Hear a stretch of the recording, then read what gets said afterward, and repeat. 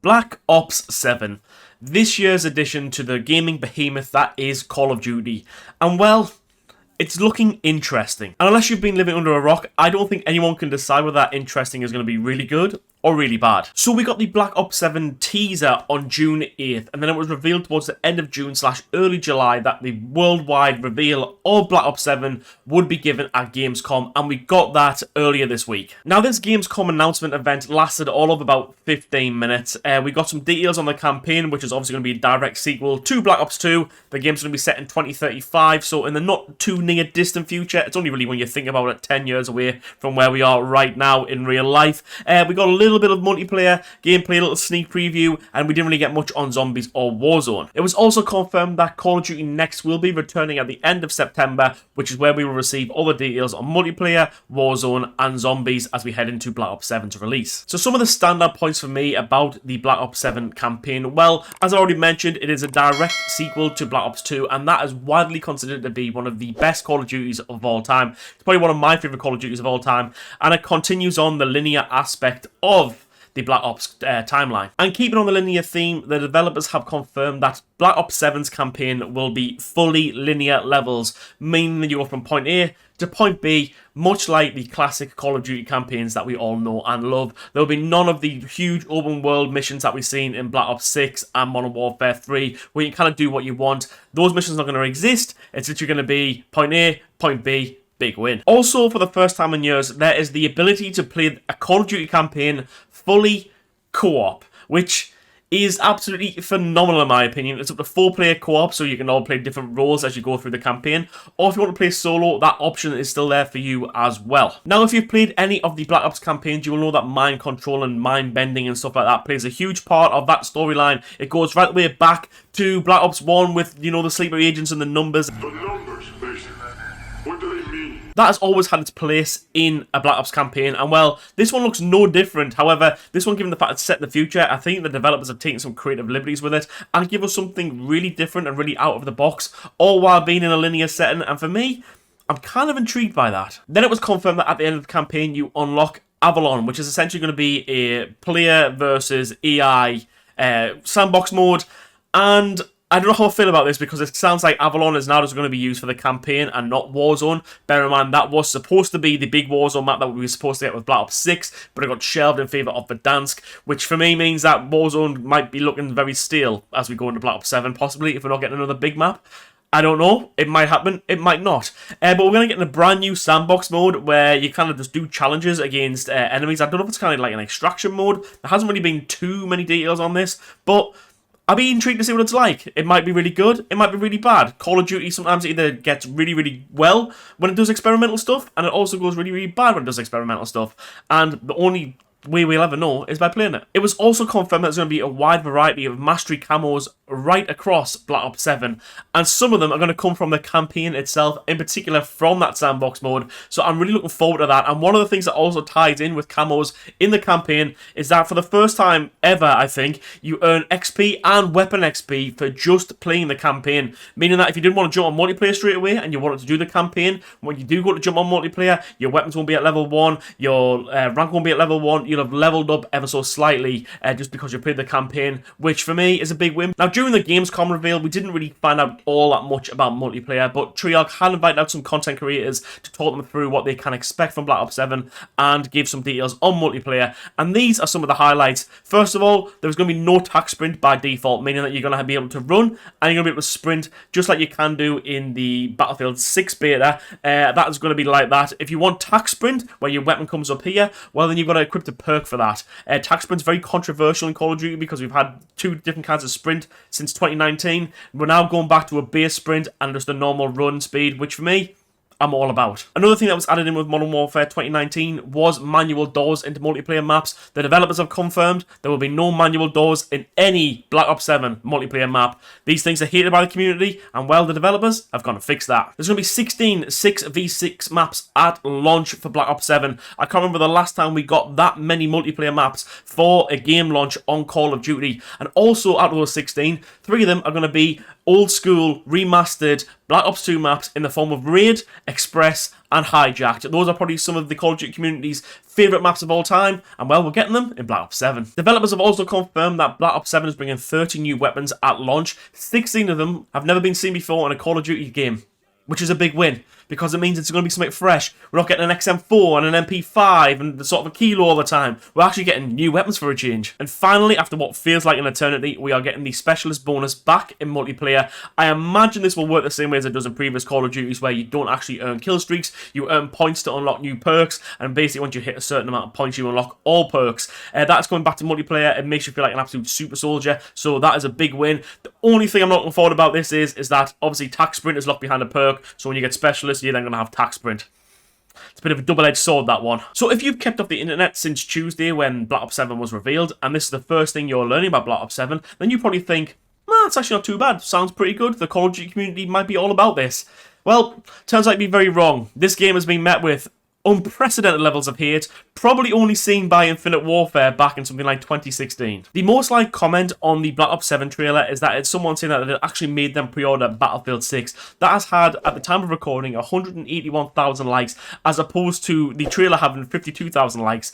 That is the level of hate that this game is experiencing right now. For the first time in a long time, Call of Duty is actually offering something different.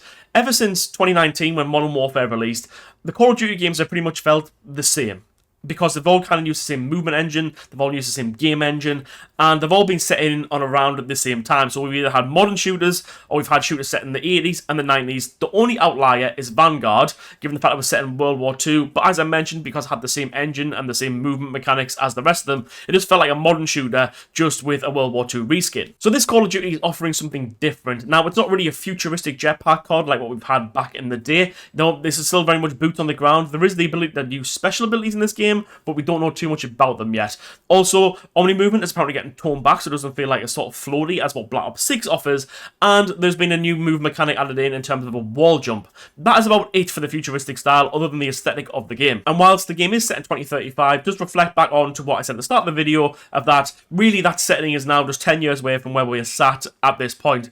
Yes, the developers can take sort of creative liberties with it, but those creative liberties are going to have to be stripped back ever so slightly, really, when you think about it. So is the hate warranted for Black Ops 7? For me, probably not, and I feel like there is a bandwagon and it's just the cool thing to do right now of hating Call of Duty. However, the Call of Duty franchise has been on decline for many years now, and this has been really impacted by the fact that they switched the game to a live service model, but they don't really treat the games like a live service game should be treated.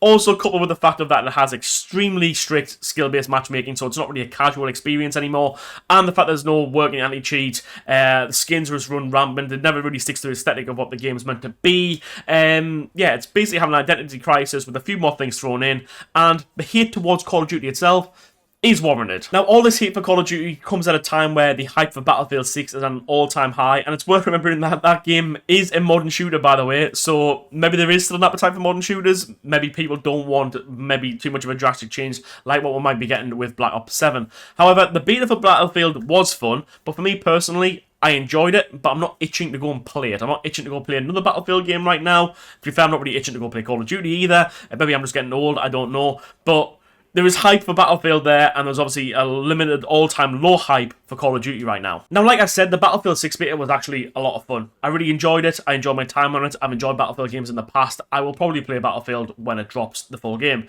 However, the hype for it is obviously very, very, very high right now, but I'll be very careful about where the channels of hype are coming from. Now, it's no secret that EA have gone and basically blown the marketing budget for this game. They've really, really upped it. And part of what they've done for this marketing budget is obviously pay bigger content creators, especially Call of Duty creators, to really hype this game up. Now, I'm not saying that Battlefield 6 was bad, because it wasn't. As I said, it was fun, it was good, and I get that those creators probably have had fun on it, but they're also getting paid to say they've had fun on it, by the way. They're not just like saying, oh, you know, like this game, so this and this and this. No, they're really getting paid to hype the game up. So just be wary of where that's coming from. Whilst Battlefield has sort of shifted back to its roots ever so slightly, it has also gone down a Call of Duty route of creating maps that are very much attractive to Call of Duty players and the disgruntled Call of Duty community. Those three maps that we got in the beta in terms of Siege of Cairo, I can't remember what the other urban map was, but it was set in like a desert setting, and then also Empire State, they're all very much Call of Duty themed maps. You wouldn't really see them back in the old school days of Battlefield,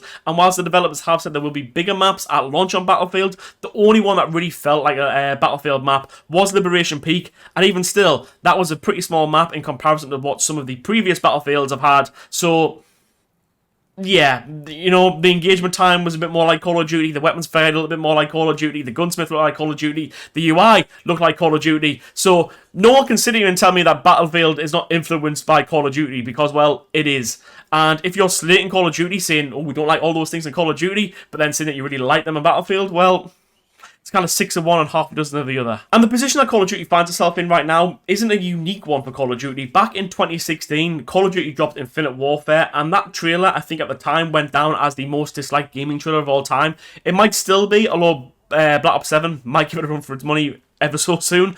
Whereas Battlefield dropped Battlefield 1, which was a boots-on-the-ground World War I experience, and the hype for that game was through the roof, whereas Infinite Warfare's hype was through the floor. And what's crazy is that even though there's very little hype for Infinite Warfare, that was probably the most polished jetpack Call of Duty we've ever had. And let me tell you now, I'm not rewriting history with this in the slightest.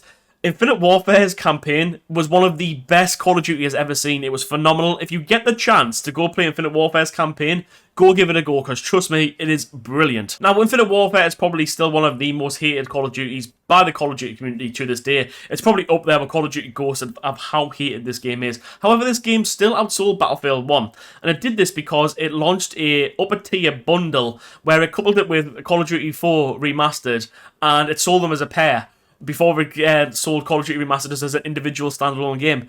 And, well, that boosted sales quite a lot. However, this time around, I can't really see Call of Duty doing that. I think very much Black Ops 7 will stand up on its own against Battlefield 6. And, well, will the same happen again? I don't know. If the same is going to happen again, then Call of Duty needs to do something big to win fans back over. And there's a few things that it can do. Given the fact that Black Ops 7 has had a lot of hate, I don't really feel like there's a lot of hate that should be directed towards the decisions around multiplayer or the campaign. I think they're very good decisions. However, one of the decisions that the developers have made is that everything in Black Ops 6 in terms of skins and bundles and stuff like that transfers over to Black Ops 7 with the launch of Season 1. Now, we have seen things to carry forward before. Obviously, on Warzone, you can use Modern Warfare 2 skins right now on Warzone, but those skins never transpired into the actual main release title of that year. This time around, though, we are going to get that. So, for the first 4 weeks of Black Ops 7's launch, you're going to see a futuristic themed Call of Duty. You're going to be able to enjoy that. That's the aesthetic. Come Season 1, you're going to have Beavis and Butthead and Stan Smith sliding around your lobbies. Bit of a problem, that. For me, I would either, 1, not do this, or 2, introduce a skins filter so players can keep the aesthetic of the game and don't see Beavis and Butthead in the lobby all the time. That's probably be a big win. Secondly, they could stop disbanding lobbies. One of the best things about the old school Call of Duty games is that if you played a game of Team Deathmatch and no one left the lobby at the end of that game, that same lobby would then re-queue into another map and they go against each other again, and it created sort of little rivalries in game and stuff like that. It was actually really fun to play. It also meant that you could sort of join each other's parties and stuff like that, especially on Xbox Live, join into sort of the game queue, and you could play with your friends. You don't have to be in a party with them, but you can play with your friends in the same game, sort of like become like a private match basically, although it's in a public lobby, so you're all on an XP and stuff like that. For me, stop disbanding lobbies will be a big one. The Call of Duty community has been asking for it for a lot of years now, and hopefully that will get them back on side if you decided to do that. And the biggest goodwill gesture that Call of Duty could do, and it's the reason why multiplayer lobbies disband to this day, is because of its super strict skill-based matchmaking. I will say that playing the Battlefield 6 beta, that was, for the first time in years, the most natural feeling matchmaking system I have ever experienced. Hands down, it was perfect. Some games you got slammed, some games you were doing the slamming, some games felt very sort of evenly balanced. That's how it should be. It felt like it was just based on connection and sort of, you know, yes, okay, skill might come in a little bit, but that's what it felt. It was purely based on connection, matchmaking, queuing into games at the right time. That's all it felt like. It didn't feel like I was fighting an algorithm constantly, whereas Call of Duty, especially the modern Call of Duties, that's all it feels like. You're just constantly battling an algorithm. Obviously, Battlefield is described as ultimate COD killer. Could it be the COD killer this year? Who knows? I will say that it's right to hate on Call of Duty for the decisions of what they do, especially in terms of matchmaking and the fact there's no working anti-cheat and stuff like that. For me personally, that hate is warranted. The hate towards Black Ops 7 and the decisions made against Black Ops 7, I don't really think those decisions are bad. I feel like there's been a lot of good decisions made with Black Ops 7, so I don't really feel like the hate is really overly warranted towards the game itself. And also given the fact of the matter is that, yes, hype for Battlefield is on an all-time high right now, but we've just come off the back of a very successful beta for that game, whereas we've seen nothing to do with multiplayer, zombies, or Warzone for Call of Duty Black Ops 7 yet. And also, we haven't played it, so it's hard to really tell what it's going to be like and what it's going to be, you know, how it's going to play and how it feels until we get hands on it at the end of September / early October when the beta is released. Let me know your thoughts on Black Ops 7 below, and I'll catch us all in the next one.